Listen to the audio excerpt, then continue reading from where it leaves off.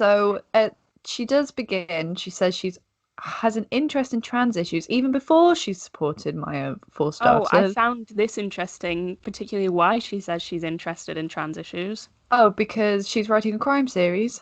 Yeah, and she thinks that the fictional female detective is of an age to be interested in and affected by these issues herself. That's why she decided to research it so much.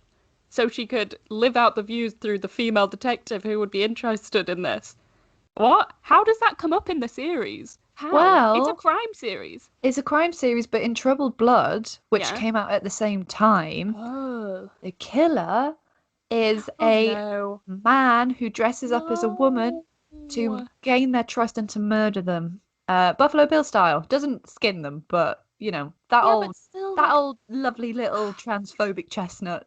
So this is that's what I why mean the about like interest. learning and growing instead of just like go because I will know this absolutely used like love Silence of the Lambs, but then I was thinking about it recently and I was like, no, that's kind of transphobic as a plot line. Like it fits into this because I was watching a really interesting video, which I'll try and link back. I can't remember who it was by about the fear of like bisexuality and how often in films bisexuality is like villains will be bisexual because it Right. kind of shows that they're unhinged. Um, and then you notice it with As all the bisexuals are. literally, and then you Okay. notice it with like trans characters. A lot of villains, and I think this happens in horror a lot, will have some sort of gender crisis. Yeah. Or they'll be trans, or they will dress as a woman, or like in um JK's novel, and it's like I kind of feel like we've moved past this. If anything, you Yeah. could subvert this, but you've literally one kind of been unoriginal. You've copied something that Yeah. has happened, like that has been a thing in books and films for a while now, and you've not done anything to change it. I'm angry that she's done that, like creatively and like socially. It's stupid and bad. It's so stupid. And there's so much like YouTube discourse about this as well. We're gonna link everything, Yeah, but there'll be a lot of links. yeah, be prepared. ContraPoints, I watched Gender Critical, the video she did before, which talks a lot about like Right. the origins of TERFs, and they don't like to be Okay. called TERFs anymore. They like to be called gender critics, because they think TERF is a slur. They think, Um, honestly, from reading TERF Wars, I genuinely think they think everything's a slur they think being because, called a bigot's a slur. oh, good lord, good lord.